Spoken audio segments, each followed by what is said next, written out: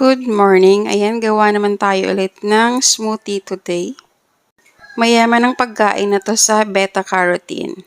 Pampalakas ng baga. So, dahil hindi naman natin kayang kainin lahat ng foods na yan ng isahan lang, mas maganda siya gawing smoothie.